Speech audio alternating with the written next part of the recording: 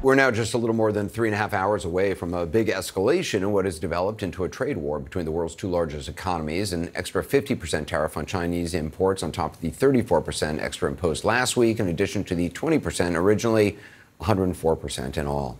Perspective now from Scott Galloway, NYU professor, host of the Prof G podcast, and co-host with Kara Swisher of the Pivot podcast.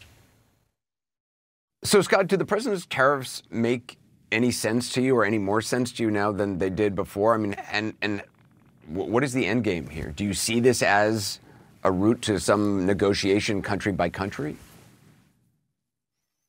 It would be difficult to think of a more elegant way to reduce prosperity globally than these levels of tariffs. These are more than 10x the levels of tariffs in the first administration. On a gross level, they're actually greater than the tariffs levied in Smoot-Hawley that led us into depression, where we lost a third of our GDP and unemployment was at 25%. If we're looking to alienate the largest trading partners in the world and shove them into the hands or the arms of China, Japan, South Korea, and China are having talks for the first time in a while. If we're looking to reduce our purchasing power, our prosperity, take our markets down, this is literally the most elegant way I could think of doing this. I used to Anderson Graduate School, I was a graduate student instructor in macro and microeconomics. And we used to talk about tariffs the way I imagine they talk about leeches in medical school, saying, can you believe they ever did this? So I don't know what the end game is here, other than somebody who believes he's a great deal maker and can go country by country and figure out a better deal. But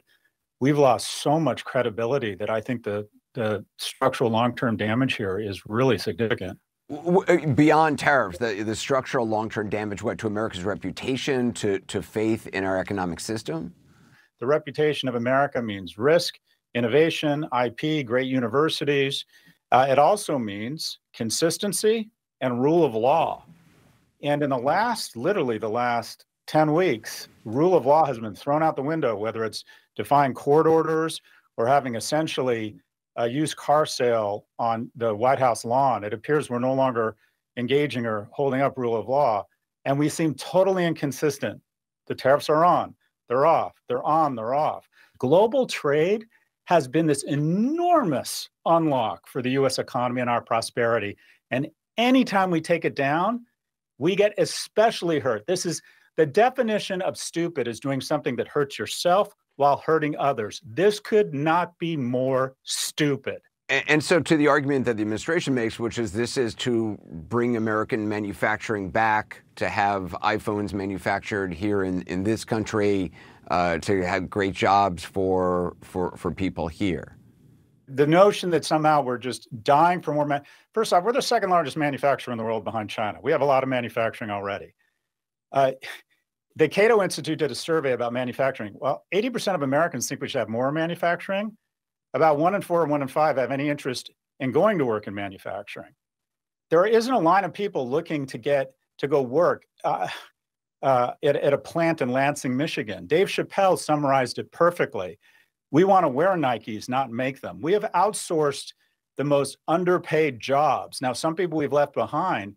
But this notion, Secretary Lutnick said that there are millions of people looking to drill in these screws in iPhones. If these tariffs go through, your iPhone's about to go from $1,300 to $2,100. To produce it in the US would cost $3,500.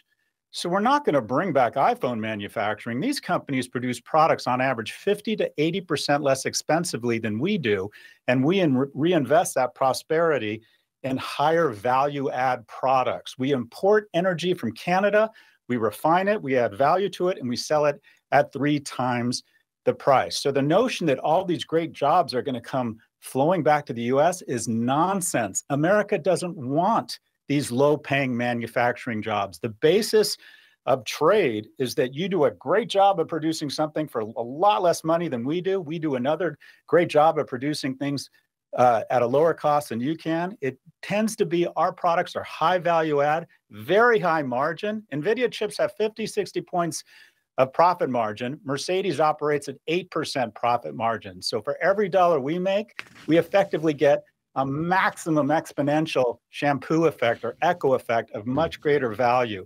Global trade has been the unbelievable unlock for global prosperity. and massive prosperity in the United States. What do you make of Elon Musk's criticism of the administration, in particular, some of the folks around the president, Peter Navarro in particular? I called him a dumber than a sack of bricks and a moron. You know, it makes for good theater. I think Elon Musk is going to fade to black. I predicted 3 weeks ago that within 30 days he would be out of government and Doge, because the bottom line is he could not have anticipated this type of blowback. And I think what really sent chills down his spine was when the province of Alberta and Poland, the nation of Poland, said that they were reconsidering their Starlink contracts. His brand has been so damaged by this, sales plummeting in Europe, and Starlink, which is his growth vehicle and now constitutes more of his wealth than Tesla. He's gonna leave the administration because this has not gone well for him. He is seen as someone who is non-empathetic, someone who has usurped constitutional power illegally, and it is really damaging his brand. So, you know, the fight between him and Peter Navarro, that's good theater. He's going to be gone. He's out. You've been very transparent in your podcast about the millions of dollars you've lost in the market in a 48-hour period last week. Obviously, you know, you're able to take a hit, luckily. There's a lot of people who are depending on their retirement savings to make ends meet right now, thinking about retiring, who are now thinking, well, I can't retire. What are they supposed to do right now? Yeah, look, I want to be clear. This really hurts people. In terms of financial advice, and I've got a lot of emails saying, what should I do?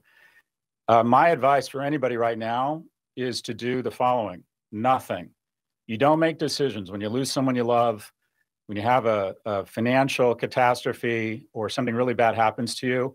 I don't think you make decisions in the moment because you're not thinking straight. And also, this guy's so unpredictable, he could announce tomorrow that the tariffs are off and stocks could go up, the Dow could go up 2,000 points tomorrow, and then you really hate yourself. What I would consider doing is the following, Anderson, and that is, if you think you're just diversified because you're in an S&P index fund, you're not. You need to be geographically diversified.